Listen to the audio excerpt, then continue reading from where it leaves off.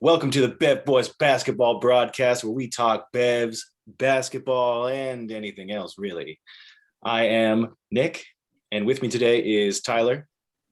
What's up? And my boy Alvin. Hello. He's your a boy, child. but I'm not your boy. Well, you're my That's how brother. it is. So, I mean, it's Well, that's true. two separate things. So he just kind of split hairs here, I suppose. But aside from that, let's get down to the real important stuff. Let's talk Bevs for a second. Let's hear what y'all got. Let's start with Tyler. What you got for us, Bev wise? Never had this before, but it kind of caught my eye, and I don't really know what it is. I think it's a tea or something. This thing. Oh, How do you yeah. pronounce it? Bai? I have no idea. I'm gonna guess I just Bai. saw that it has Brasilia blueberries, and since I lived in Brazil, I thought, oh, cool, that could be good. Yeah, It has antioxidant infusion. that's good stuff. Sounds good. Well, that'll clean you out. Question is, does it taste good? Do you want it to clean you out? I think feel you like want to taste good. Like I just had a bunch of Indian food, so it might help. you might want to get that. What's the? Okay. It actually has a good after flavor. The flavor kind of lingers. Nice lingering. Very blueberry. It's a little tart, but not too bad. And I can definitely take those antioxidants. Oh yeah, big time. you gotta have those big antioxidants. flavor town right there. All right, so Tyler's in Flavor Town with the antioxidants. I give it a C+. It's good, not great. Solid. Dang. E-. Yeah. B minus, C plus. Yeah, right that's on. fine. Right on. There's a recipe on the Drink By website for Brasilia blueberry mojitos. That actually sounds pretty damn good. I feel like that kind of counteracts the antioxidants in the drink, though, by adding in. Well, it just kind of keeps you neutral. So Yeah, it keeps you neutral. not bad. Keeps you on the not straight good. and narrow. Yeah, straight What and that narrow. is. Toes the line. Yeah, No sins. It's all. but you're feeling good. Feeling good. That mojito. Oh, we're not talking sins here. We're talking Just talking straight health wise. Yeah. The only sin is the harm you could do to your body. Yeah. Which So Yes, it's got a lot of mint. It's got 12 sprigs of mint to one bottle of it's kind of Brasilia like blueberry. With 1 gram of sugar. Mojitos, isn't it? Huh? Isn't that like the vibe of mojitos? Is still have like a really minty. Yeah, it is pretty mint forward. You're Yeah. right. I'm not a mojito drinker, as you could probably guess. So Yeah. I might have had it once, so I don't really remember. I've had a mojito once or twice. They're pretty good. mojito. Hey, this has no artificial sweeteners and 1 gram of sugar. 10 calories per bottle. Wow, how about that? That's pretty good. And it has erythritol, which I hear great things about. So Heard good things. I've got to have some erythritol to start my day. If I don't have that, I am not a pleasant person. you can really taste the erythritol. Yeah, that's good. It's under the. We'll have to look into it. It's under the carbohydrate listing. It's like carbohydrates and then like tab sugars, erythritol. Erythritol. Yeah, it's like one of the main ingredients. 10 grams of it. Interesting. I don't know what it is. That's pretty good. Sorry, Nick. There's no protein in this. It's So fine. It's fine. It's a type of sugar alcohol. It serves a different purpose. It is the second ingredient on this thing: filtered water and then erythritol. Wow. Yeah. Okay. So it's a sugar alcohol. Yeah, it looks pretty good. Overall, erythritol appears to be very safe, which is good. Wait, we really just dove right into this drink. We're I getting was not expecting that. getting a little off course with the erythritol. If you're diabetic, it looks like erythritol is a lot better for you than sugar is also. All right. We really need to get sponsored by our drinks. We can make them so much money. I'm saying that's the whole point of this thing. Yeah. Like the One Bev day. part. Yeah, the Bev part. Yeah. It's just us struggling to get sponsored. Yeah. All right, enough about me. What about you guys? Alvin, what you got? All right. So I got some hint. Hint. Ooh, Yeah. hint of watermelon. Hint of watermelon. Water infuses watermelon essence. I hear about this a lot on different NPR podcasts. They talk about it's the water with a hint of water infused with a hint of blah blah. And I've always wanted to try it. So Is it sparkling water or is it just like it's not sparkling water. Actually, you know what? I've actually had this now that I think about it. And I think I'm gonna leave my comments to a minimum for now. So we'll just move on and then we'll get back to me. well, I mean, is it yay or nay? I mean, do you like it or not? I think yay. I think it's a yay for me. Going with A the slim yay. yay. But let's All right. we'll come back to me really quick. Yeah. So I too got a hint. Oh, get out of here. Mine is infused with raspberry essence. So, to each their Ooh. own. But yeah, Alvin kind of came in clutch. I'm here visiting in Utah right now. I was already home doing stuff on the computer, and I completely spaced on getting a bev. And he called me up and was like, "Yo, I'm at Smith's. Do you need a bev?" So, yeah, came in clutch. We became twinsies with our bevs, and we'll see how the raspberry fares in the So you grand. guys bring cahoots. I see how it is. In cahoots. Didn't even tell me about the hint. We could have been having the same thing. Yeah. No hint about the drink here. No hits. No hint about hint. It's pretty good. It's pretty refreshing, honestly. It's kind of like, it reminds me of remember Propel? Remember those drinks like back Yes. in the day? Like they're like not around anymore, but I remember like as a kid, like Propel was like a thing. It's like a much like lesser, like what's the word I'm going for? Like Propel had a much stronger taste of like whatever fruit was in it, whereas this is very much like water with a hint of whatever it's in. So it's actually like, Yeah. it's way more refreshing, I think, than other stuff because it's water with a little slight something on the side. Yeah. It's pretty good. I like it.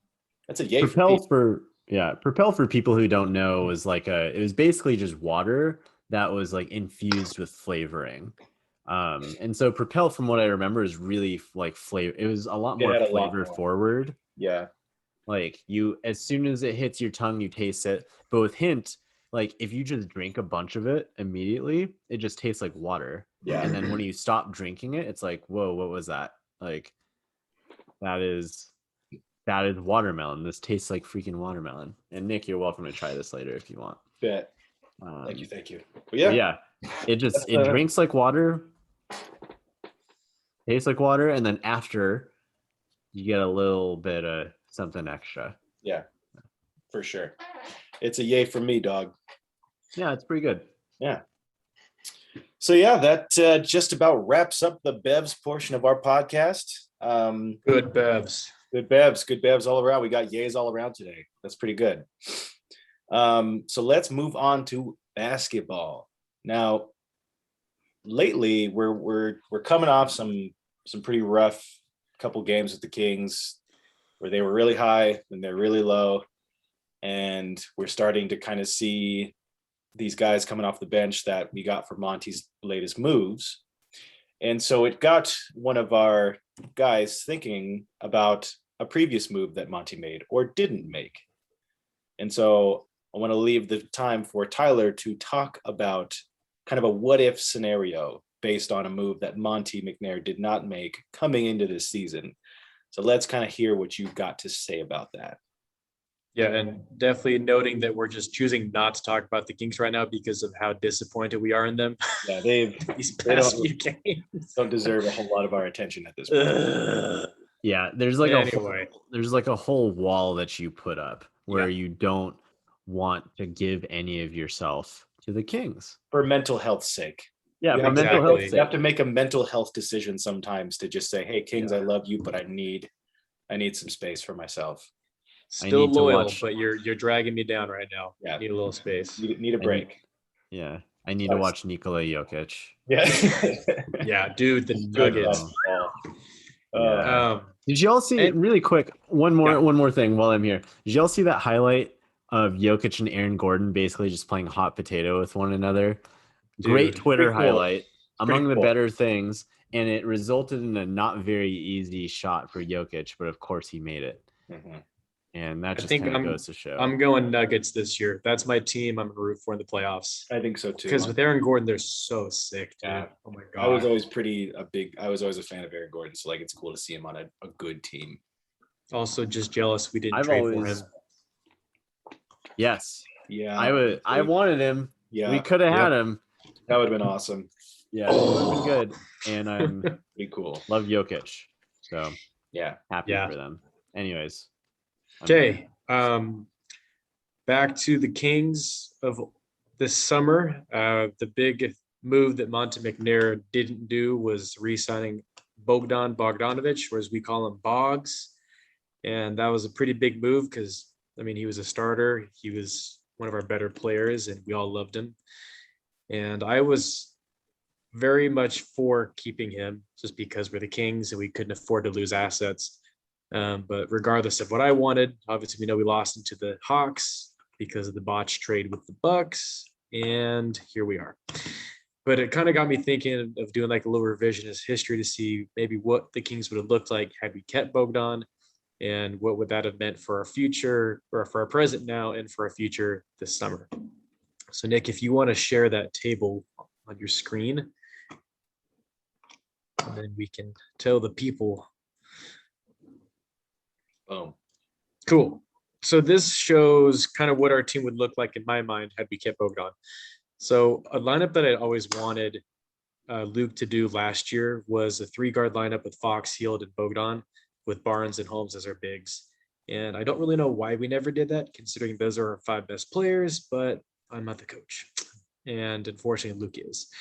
So this lineup to me resembles pretty closely to what we have now, except we took Bogdanovic and we put him in the starting lineup instead of what Tyrese Halliburton's doing. And those two guys are pretty similar in a lot of ways. They can shoot, they can handle the ball, they're long.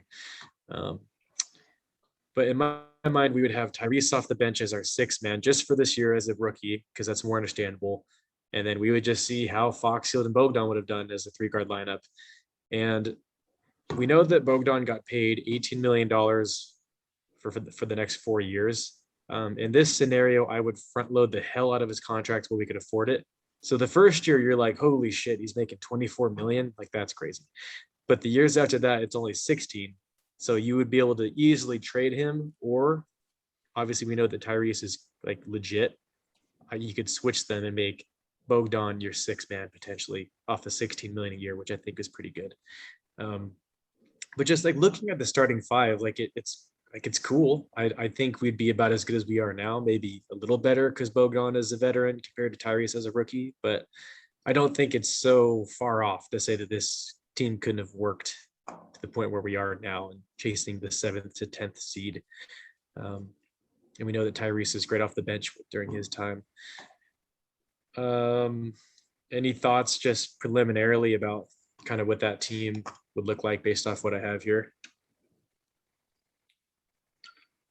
Am I looking at this compared to how Bogdan is doing now? Because that is part of how that certainly colors how we see this lineup too, right? Well, he got injured with the Hawks, so maybe that doesn't happen with the Kings. I know that's kind of hard to figure out, but assuming Bogdan was actually healthy, maybe you could look at it that way. Yeah. I think we did play this lineup, not as much as we're playing the Halliburton lineup. I don't have the minutes allocations or the allotments in front of me, but we did play this. And one of the issues is that, like, whether you have Hield or Bogdanovic on the floor, it was like an issue of just not being good enough on defense. Like, right? We're still not good on defense. Yeah. But that was one of the issues, was that we weren't awesome on defense. And then, like, good on offense, but how good is that going to be, right? Yeah, I mean, I like it for the potential of the depth that it can provide you going forward. At the time when it happened, I don't know why I didn't think about like a potential like front loading of a contract, because 16 million is like, for whatever reason, doesn't seem nearly as bad to me as like 18 million or something like that. Agreed. That just sounds so much more reasonable for a guy who could be potentially one of the better six men in the league. If you kind of are able to kind of flip that going forward and make Tyrese the starter, like starting next year or whatever. So like having like your go-to sixth man who can lead the second unit and come on probably in closing minutes and stuff like that.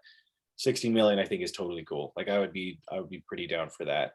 So I like the potential depth and just extra playmaking and IQ that it would give us for, I think, a pretty reasonable contract. Yeah. I think the only thing is that like at that point we are limited, at least for the year, in what we're able to do. Yeah. Right? Like if you're paying Boggs 24 million a year and Buddy Hield 24 million a year, like you're not going to be moving any of them. If you were trying to push for the playoffs, you wouldn't be able to do it without sacrificing something. And then it's just kind of the question of like, okay, you're committing that much money to a player who's in their prime. And there's not much of a, like the only place you're going to be able to really improve is internal improvement of like De'Aaron Fox and Tyrese Halliburton. Yeah. So, and ideally Marvin Bagley at the time, but oh yeah, I forgot about Bagley. That ship is long gone now. Oh yeah. We don't need to be so like down on him. Maybe he'll figure it out, you know? Oh, he will, but just not in Sacramento. Not with the Kings. Not with the Kings. Yeah. I think he'll be fine. I mean, he'll get another shot. He'll get another shot. If he doesn't figure it out with his next team, then I do worry that he could be like out of the league in like a couple years kind of thing. Yeah. I'm hoping and I'm really rooting for him to like figure it out with the next team, but it's clearly, I don't see that getting repaired anytime soon in Sacramento. So sure. So just to kind of encapsulate my thoughts, I think if we sign Bogdan, we are very hard capped as to how good we can be. And if we look at that 21-22 season where we're paying the starters almost $20 million a year without signing Richaun Holmes, that's an issue. And that only, I mean, we obviously, most people will agree that we need to move on from Buddy Hield and Harrison Barnes at some point, but this only exacerbates it, where it makes it of the utmost necessity to move on from them. So yeah, and my thinking was by giving Bogdan this front-loaded contract, he's very tradable in that second year when he's only worth 16 million a year. I mean, if you wanted to unload him, you could, but at least you get something for him instead of just losing him for nothing. And obviously Buddy Hield's contract goes down, so does Barnes's, so they become more tradable. So, I mean, this move comes with the idea that we're going to make bigger moves next year. We just can't make them right now. It's more of an investment. Yeah, like let's try to do something with this team while we have these guys and see what happens, but probably not going to be the team that gets us to the championship eventually. But for Sacramento, we can't afford just to let guys walk. So we kind of should try to maybe just punt until next summer to make a big move when their contracts are less. But and then the last thing to note, if you go down to the bottom, it shows the grand total. Oh, not that far down, just the bottom of that first table, Nick. Oh, where it shows the grand total of $117 million for the team. The soft cap is 109. The luxury is 132. At 117 million, we're still at the bottom 5, I believe, of team payrolls. So it's not like this is a very expensive team. We're slightly over the soft cap, but nowhere even near the luxury cap. So still doable. Obviously, what Alvin said, there could be complications later on if we can't trade those guys. But I think we would be able to. Just out of curiosity, Nick and Alvin, would you guys do more or less my plan, or do you think Monte made the right call? So I guess, like, who would you choose, me or Monte?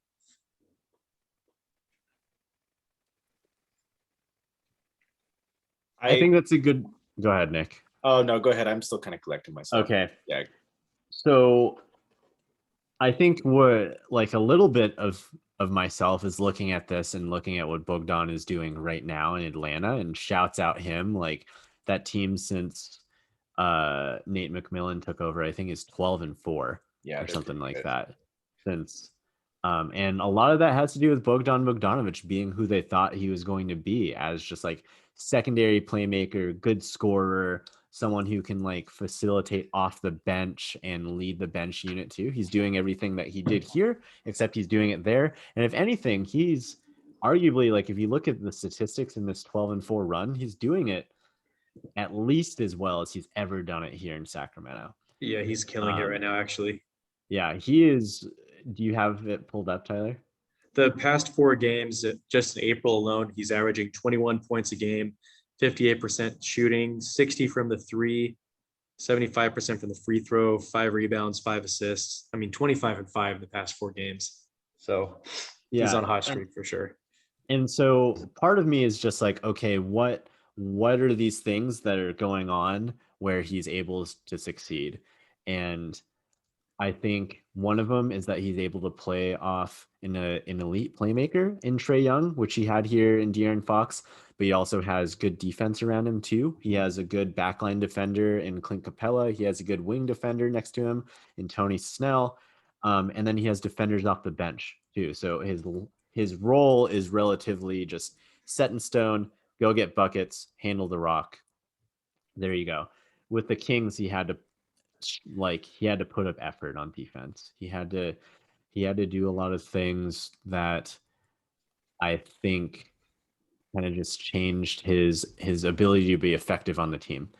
And so if he were still on the team, would he be able to be putting up this like 58% from the floor? I don't think so. I think he'd be exactly as what he was last year, which was fine off the bench. Pretty good, underutilized. He was a starter. Yeah. Okay, sure. But like, he was putting up like 13 points a game, 3 assists, 3.5 boards, something like that. I don't have it in front of me, but he's outperforming what he did last year. Yeah. And I don't think he would be doing that here in Sacramento. I think Monte McNair I think he was trying to trade Bogdan Bogdanovic. Like he clearly tried to. And to be fair, he had a trade like set, and then it got set, like blown up. Yeah, and that wasn't because of him. And that wasn't his fault. And Dante DiVincenzo is playing well. I would have loved to they're have him. They're gonna try and like trade him, I'm sure, in the offseason to try and upgrade their lineup. But I think he's playing well, and he would have done well. DJ Wilson's playing well for the Rockets too. Like, yeah. I guess the question is, would you have matched the Hawks' offer, knowing that the trade fell apart and it's do or die? Do you keep Boggs or not? Knowing what you know now, seeing this roster, what's your gut tell you? No, I wouldn't. No. Interesting. Okay. Yeah. I think we all knew that Tyrese Halliburton needed minutes, and he was going to get those minutes, and he was going to earn those minutes. And not only is he earning those minutes, but he's exceeding every expectation that we have of him. Totally. Yeah. I don't think that would have been anywhere near possible with Bogdan out there, and it would have like meant that Buddy Hield wouldn't be getting the minutes that he wanted. Bogdan Bogdanovic wouldn't be getting the minutes that he needed. DeLon Wright, we wouldn't have even traded for DeLon Wright. We would still have Kojo. Possibly not. Yeah. So there you go. That's my take. That's a good take. I would have done the sign in. Yeah, I would have done the sign and trade. 100%. Yeah. Yes. Yeah, that Nick, was. What do you think? That was kind of like pretty much my exact same thoughts when it first happened that they were going to just let him walk and not match the offer. I was just like, well, we have Halliburton. They'll serve similar purposes. But if we keep Boggs, then Halliburton's not going to get nearly as much time as he probably should. And we are now seeing that him getting more minutes has only made us better, made him better. And like Alvin said, he's exceeding every expectation that we had for him. He's the second best player on the team, arguably. Easily. Like, yeah, I think some statistics might even say he's the best, but yeah, depends on what you look at. So it's tough. I really like the idea though of like having Bogdanovic on a $16 million a year contract going forward, only purely for like the idea that we could package him in a deal to get somebody that we really want to go alongside Fox and Halliburton. Like if we wanted a better, like another star level guy, maybe we could package him first, or maybe for a pick or something. I don't know. But like the idea that he would be a much more tradable asset is very appealing to me. But I don't know. I still probably let him walk in this situation too. I think so.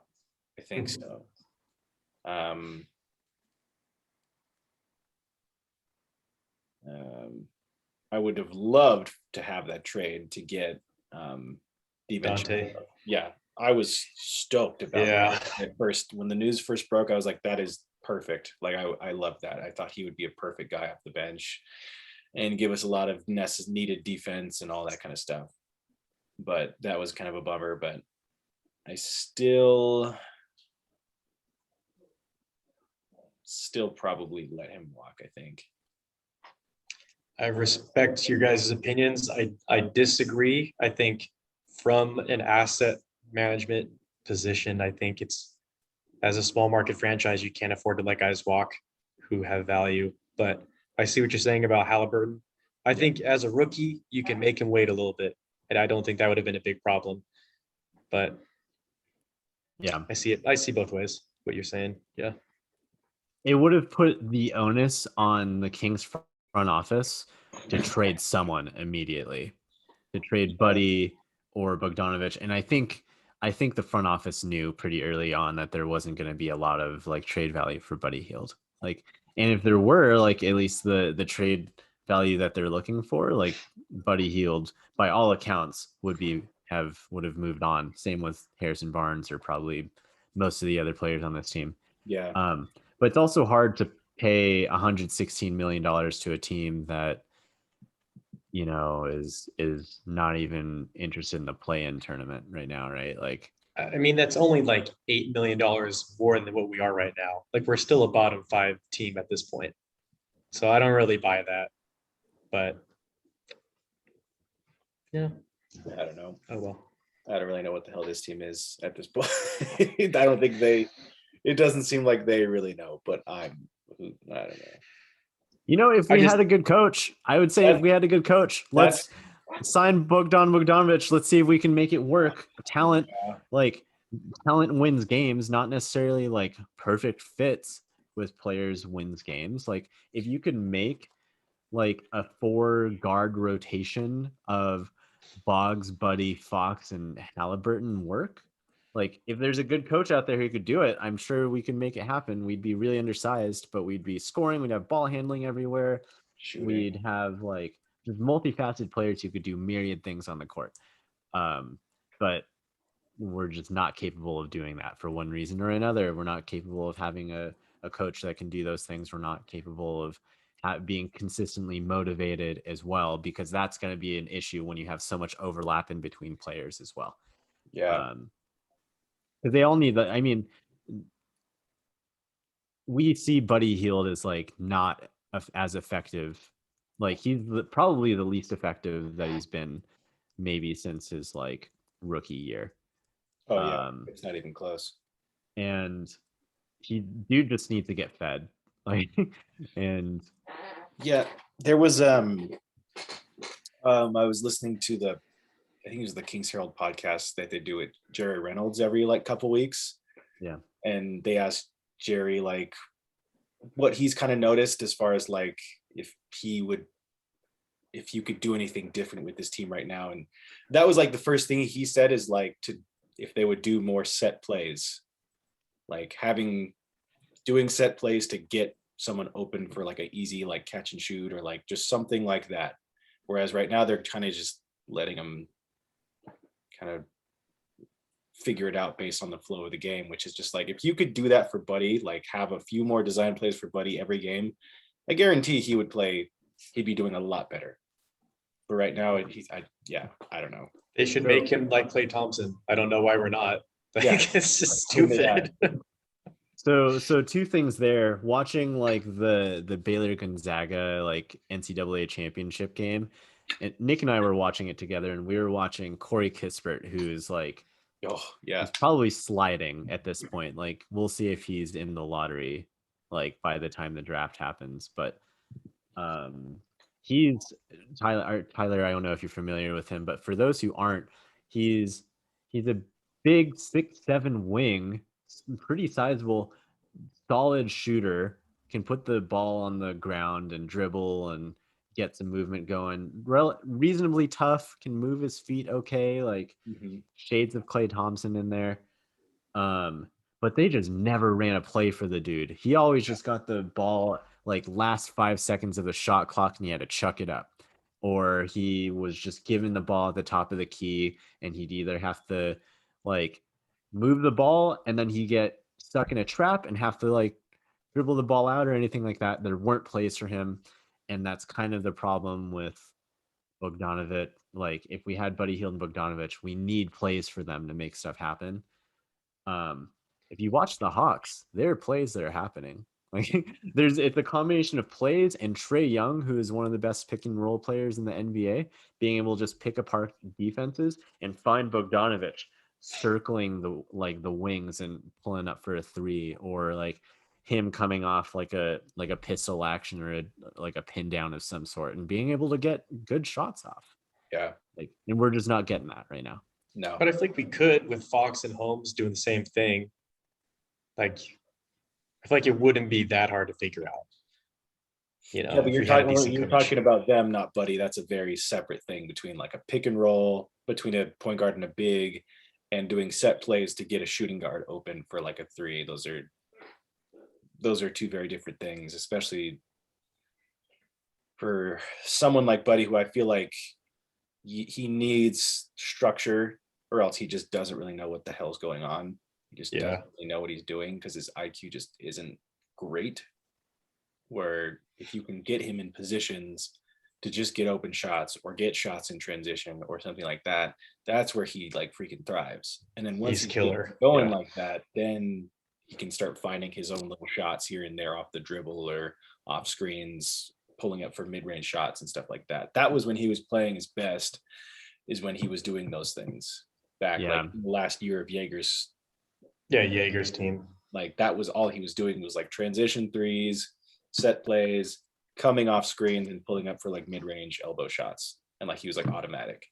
That's why I mean, like, I love Buddy Hield. I will stand up against basically like most Buddy Hield slander, but he's going to be so good when he's off the Kings, or as soon as we have like a different coach. With a good coach, it would be great. Yeah, a good coach. You know, like maybe like Mike Budenholzer gets fired at the end of the year. Maybe Brad Stevens gets fired, and a little bit of West Coast action for the boys. Or Kenny Atkinson. Kenny Atkinson. Would love to get him if possible. I'm like hot and cold on Kenny Atkinson. He's a good development coach. He made D'Lo an all-star. So yeah. We're not that young. Kings aren't that young. Like, I think it depends who we get in the draft too. Mm-hmm. But I mean, you could say our two best players are young. So they still need to continue to develop. Which we will talk about our best players being Not yet. We're almost in there. Yeah, almost there. So stay tuned, everyone. Let's keep going with this. This is the second part of my kind of brainstorm here. So obviously, if you look at the table, it shows that next off season, we would have a shit ton of money that we did owe to the guys, not including payments due to Rashawn Holmes, should we, or if we choose to keep him. So obviously, we would need to make a trade happen. And Nick, if you want to, yeah, thank you. Mhm. So kind of my preliminary thoughts are we want to keep Holmes.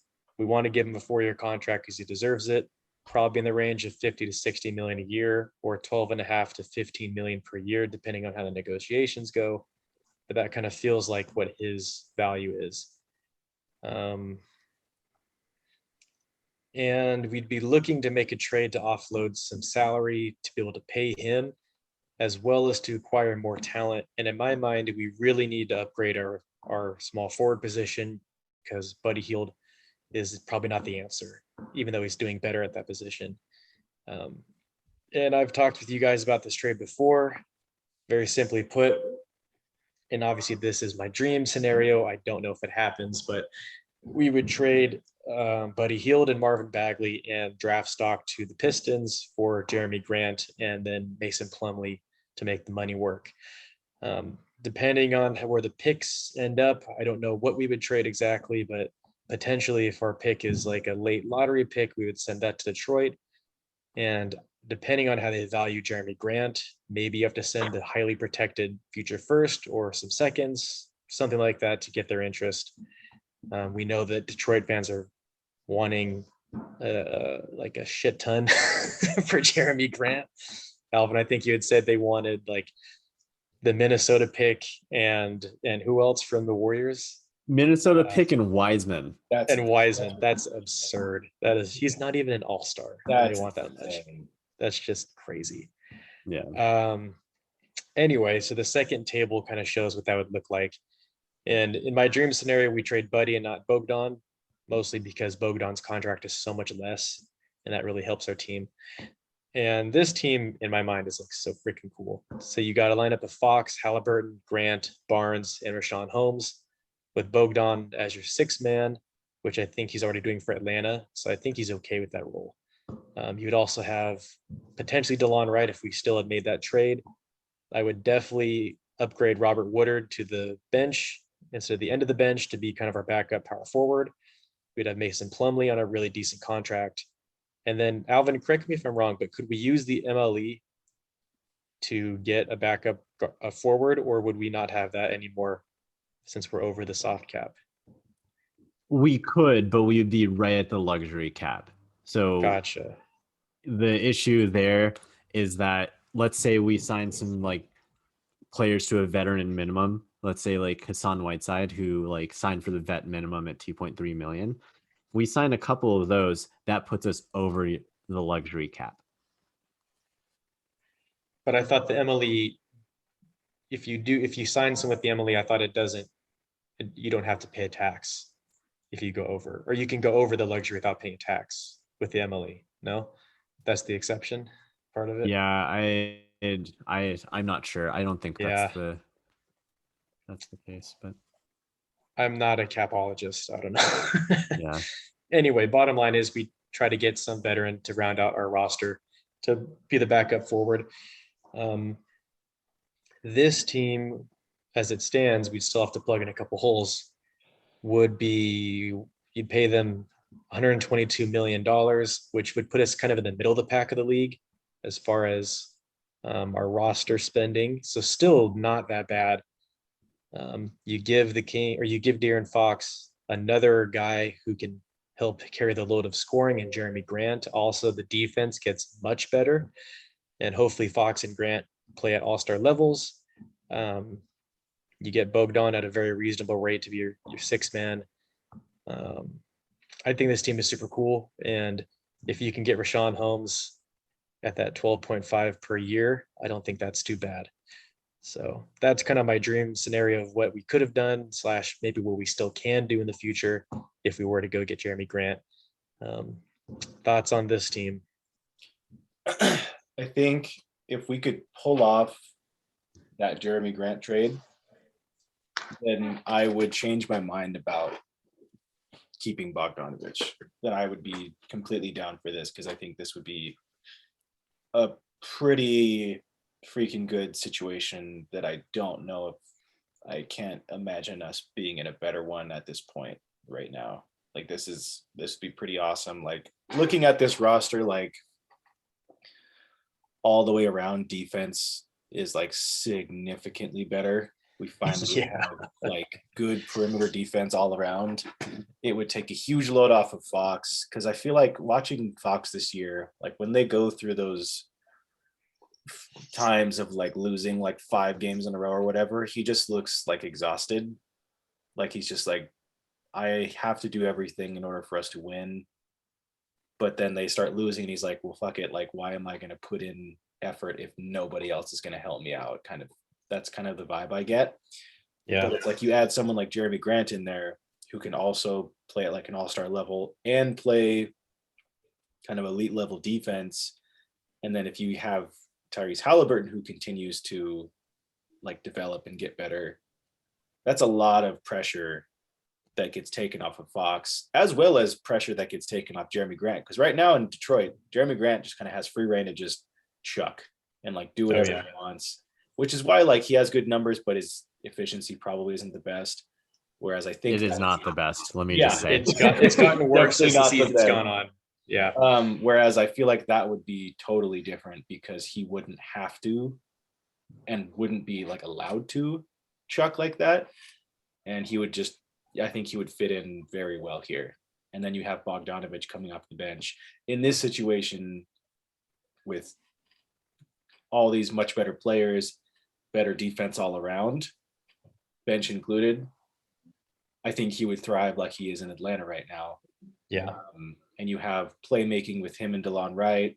You've got good defense coming from Robert Woodard off the bench. Mason Plumlee's gives you some good size and everything. And you keep Rashawn Holmes, who I think is one of the most underrated players in the NBA and brings so much value to this team and everything like that. So yeah, I would be pretty hyped about, depending who else we would get to fill in that backup small forward spot, I'd be pretty hyped about this lineup all around.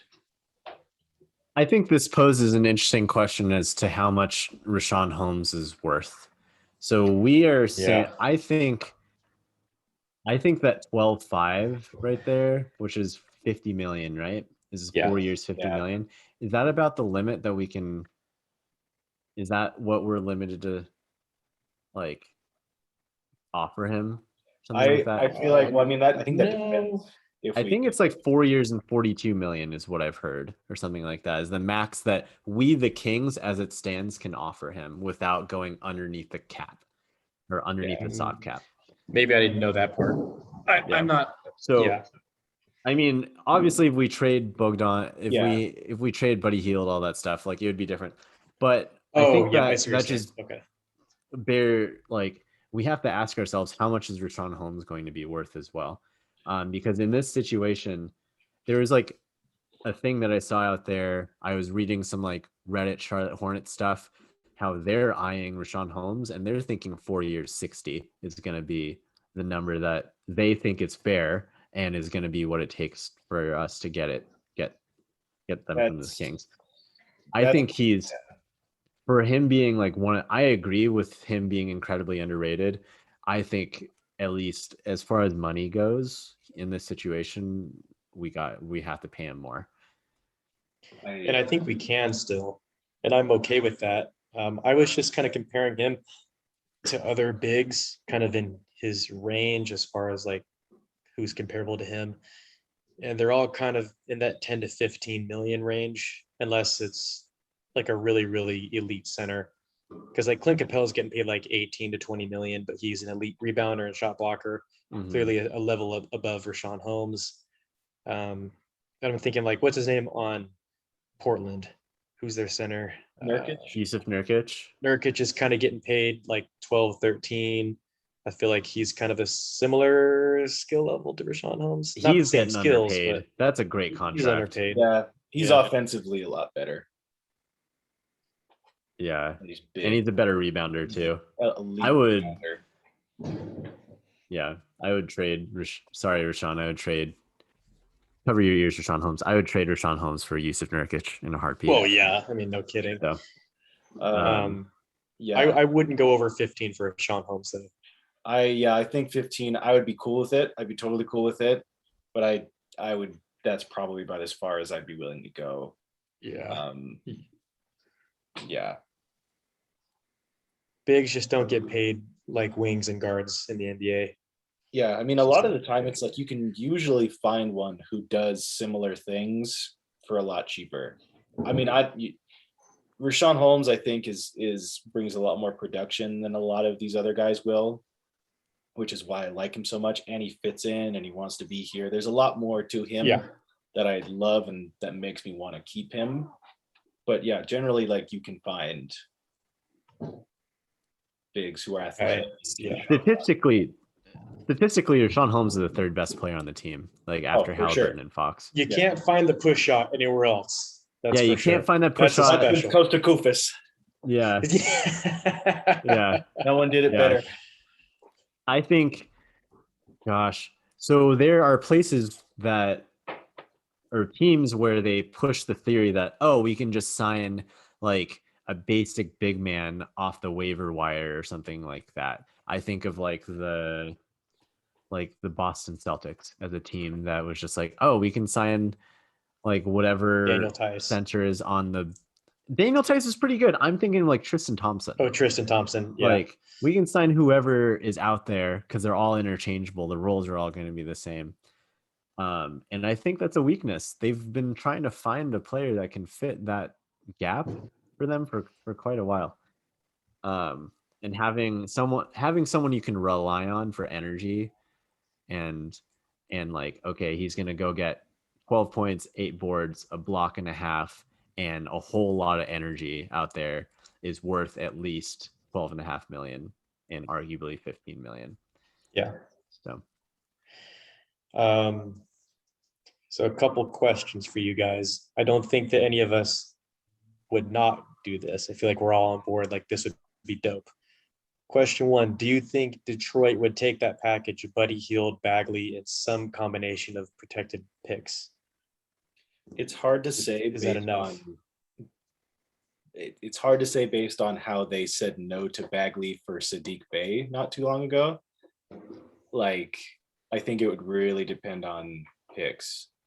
Yeah. And how good our pick is, if people can actually, like, if another team can offer something better. I think it would be top 4 protected. It'd have to be top 4 protected next year for us to get in the conversation. You mean for this draft? Yeah. Yeah, I agree. That the most protection I see the Kings giving is top 4. And then the future one would be top 10, top 15. I don't know. Yeah. I think to protect the Kings, So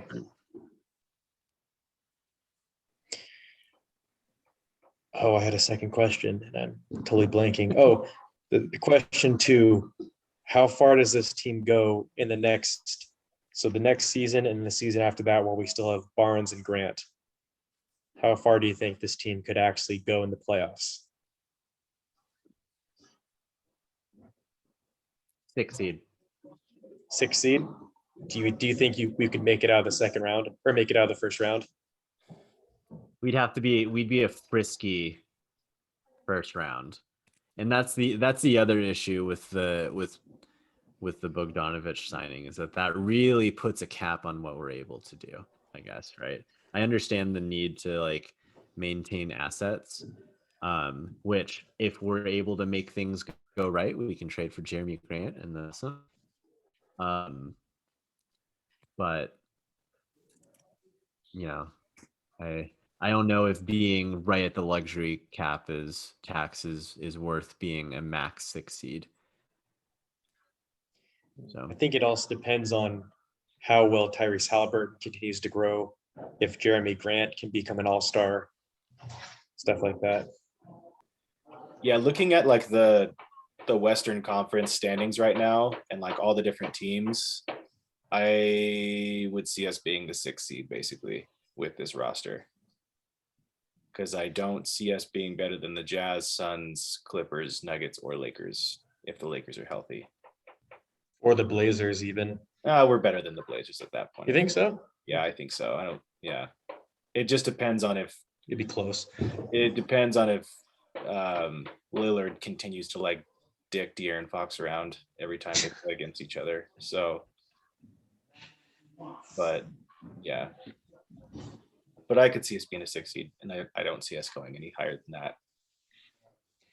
Hey, that sounds a hell of a lot better than what we've been doing for the Which is past cool. 15 years, though. Yeah, I mean that's good. I mean, if anything, that's good for like development and Halliburton and Fox and all those guys to be on a winning team playing in the playoffs and like actual like big time moments and stuff like that. And that encourages Fox to, you know, continue to want to stay here, and Halliburton and all those guys. And you're hoping that you can either continue to develop into better players or maybe trade Jeremy Grant or Barnes. or Barnes or something to make them better. So yeah, there's still more moves that could be made. Yeah. Potentially you package Barnes or Grant with future first to get a true all-star that that's really kind of propels what I'm us, thinking you know? is that would be the next move, is to do that. And hopefully that could put you over the top to like be a legitimate contender. So if you could pull something like that off, then yeah, you're good. Then I would feel pretty cool. Yeah. So yeah. So we'll have to just wait and see. I mean, I guess that's an interesting what if scenario to kind of look back on and see with Bogdanovic keeping him or letting him go, potential Jeremy Grant trades, all that kind of stuff. So that's a pretty interesting kind of scenario to look into a little bit. We'll always kind of hang on to that Jeremy Grant trade for the rest of the season, I think. Maybe going. I'm hoping, man. Unless we get a top 4 pick, I really want Grant. Yeah, I feel that. Free Jeremy just so he can be entrapped again by the Kings in basketball hell. It won't be that bad. It is basketball hell. I think we need to change the name of basketball hell to basketball purgatory, because that seems to be where the Kings find themselves every year, in that 11, 13, like 12 to 10 seed, not being good enough to make the playoffs, but being too good to get a top pick. And that's, yeah, I feel like Sacramento's basketball purgatory in my mind. Same old song and dance. Yeah. But hey, we've got 2 of the 25 best players under 25 as marked by ESPN though, right? Yeah, so we have good news. Let's look into that a little bit to kind of finish up here. Let's look at this. ESPN just came out with the best 25 players under the age of 25. And there was a couple interesting ones. Shout out our guy De'Aaron Fox being number 6th overall in that list. That's pretty cool. Nick, can you share that list? Some of your guys' thoughts looking at this list real fast. Nick, can you share that list with us so we can, let me everyone can see? Yeah, real quick here. Is it this one? Yes. Wow. All right, so here we go. So we got Luka Doncic 1. Ooh, I have a lot of thoughts. Obviously. Okay, you have a lot of thoughts, Tyler. Just go in, unfiltered. Okay. Just quick. First thought, LaMelo Ball is way too high. Oh, yeah. Second thought, De'Aaron Fox is way higher than Ja Morant. Shout out De'Aaron Fox. I like He's that. Also, shout out Amin El Hassan. Gosh, freaking hater. Fuck that guy, honestly. Yeah. Fucking troll. Third thought, De'Aaron Fox is ahead of Ben Simmons, Devin Booker, and Bam Adebayo. Oh, and Jaylen Brown, who are all all-stars. So who's the real all-star? And Sabonis. Yeah. He's ahead of like 5 all-stars, dude. That fucking like pisses me off. That's very interesting to me. And I'm still trying to figure out how I feel about that. And Brandon Ingram. Holy shit, dude. He's ahead of like 6 all-stars. Yeah. I would put him ahead of Brandon Ingram for sure. I don't know about Ben Simmons, Devin Booker, and Bam, but I can understand arguments for them. I probably would have put him behind those three, so he'd be like 8 or 9, and I'd be totally cool with that. And then drop LaMelo, because I think De'Aaron is still top 10. LaMelo needs to be, in my opinion, I think I would put him at 17, just below Trae Young. I would put him right there. I don't know how the hell he made it. Yeah. That's just insane to me. Also, Mikal Bridges at 19 seems really high. Like, there's no way he's better than Domantas Sabonis. Like, that's kind of crazy to me. I love Bridges. Yeah, I love Bridges, but I don't see him being that high. That's crazy. Yeah. I don't agree with it either. I don't agree with a lot of this. I think I'm really in on Mikal Bridges. I think he's awesome. Oh, I love him. I think he's gonna be my really, pick really good. When we had the 8th pick. Yeah. I don't think he'll ever be an all-star, but I think that's more just because of how his game is. I think he's gonna be the guy that people don't really talk about and underappreciate, but he's just good, such a good shooter, can move and just makes really good stuff happen. He makes your team so much better. Oh yeah. Most definitely. And he's really easy to build around too. Yeah. That's another thing. Like Brandon Ingram, like you've got to have specific players around him, and same with like Jamal Murray and Trae Young, even Domantas Sabonis. You have to have very specific players around them. But anyways, Anthony Edwards seems a bit high to me. He's been good lately. These people are not watching Anthony Edwards like I do. Wildly inefficient. I watch too much of the Minnesota Timberwolves. I watch too much Minnesota Timberwolves, and I also watch a lot of the Charlotte Hornets for different reasons. LaMelo Ball is too high. That's got to prove that he's got to be able to shoot and also play defense and also be able to be played in like crunch time situations. He's not on there when they're closing. Yeah, he's not there. He gets taken out for situations. Really? I didn't know that. Oh my gosh. Yeah. I mean, I can't fault him. They just move players around. Like, I don't know. Cody Martin's a better defensive player, and Cody Martin is like mediocre at best defensively, So, yeah, I don't know. I personally, one thing I think is interesting, I probably would have put DeJounte Murray over Colin Sexton. Yeah. Or Jarrett Allen, one of those two. I think Jarrett Allen should be ahead of, let's see. I think Anthony Edwards should go down to where kind of Jarrett Allen is, and I would move Jarrett Allen. I would move all those guys up from DeAndre Ayton to Jarrett Allen. They would all move up one spot, and I think Anthony Edwards would go down to like 23. Sure. Yeah. There are also a lot of like notable snubs here too, right? I think like RJ Barrett is one that like it's kind of surprising to not be on here. DeJounte Murray, OG Anunoby is another player too. Shout out Marvin Jr. Bagley too, huh? Yeah, that makes me laugh a little bit. We should give him a break. Wishful thinking.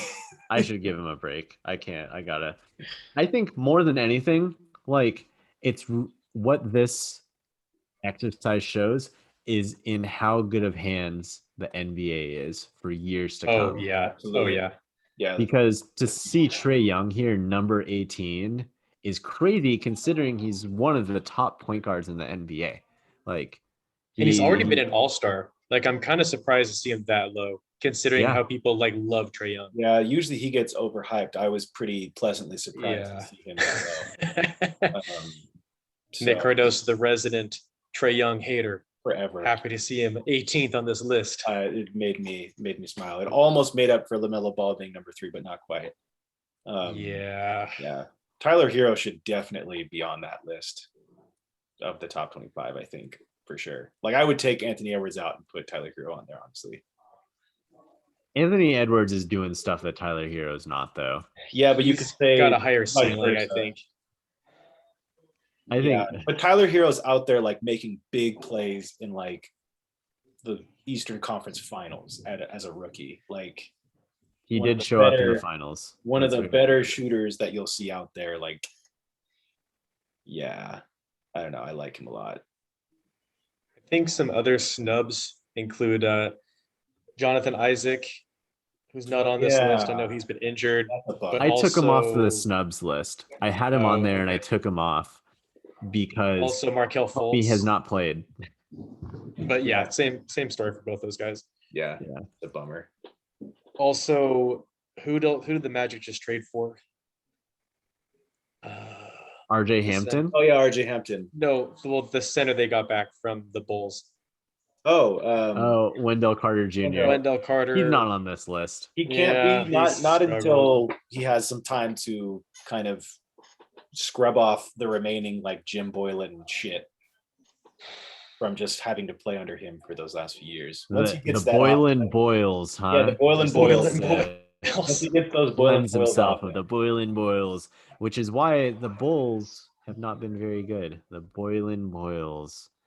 Let me tell you, that wind comes off of whatever lake over there. I don't know anything. I'm done. Never mind. Yikes, dude. oh man, we've been going for a while. I think that might be a good place to kind of cap it off real quick. The Boylan Boyles, it's a serious issue. Look it up. It plagued Chicago for quite a while, but luckily the winds are blowing in a different direction. So we're things are looking up. But Shout yeah, out Kings for having two guys on the top 25 under 25. pretty damn cool. Yeah, And for Fox kicking ass. yeah. Fox is a true all-star. Tyrese Halliburton is a monster. They're going to be one of the better backcourts of the future, in my opinion. And things are, that's pretty cool. They could potentially be the greatest backcourt that the Kings have ever had, and that's pretty neat. But we'll just have to wait and see. Yes, we will. But with that being said, I think this is a good place to go ahead and close up today's podcast. Just want to thank anyone who's listening. You guys are dope. Please remember to subscribe and give us a like. And we love y'all. But yeah, any last hot takes or words that you all want to leave us with before we close up today? I can't believe you'd slander Kevin Martin, Tyreek Evans as the best backcourt in the Kings. How dare you? How dare you? Right. Where did you get off? Huh? I apologize. That slipped my mind. That was a long time ago. All I said was, it's potential. It's possible. They left some big shoes to fill, but we shall see. Literally, Yes, we Tyreek will. Evans left a pair of shoes in the I'm Yeah, done. I believe- Never mind. In the I sleep believe train that. arena. 100% believe that. All right, boys. All Can't wait right. to wrap. Thank you guys so much. Have a wonderful day. Stay sweet, and we will catch y'all in the next one. Oh, word.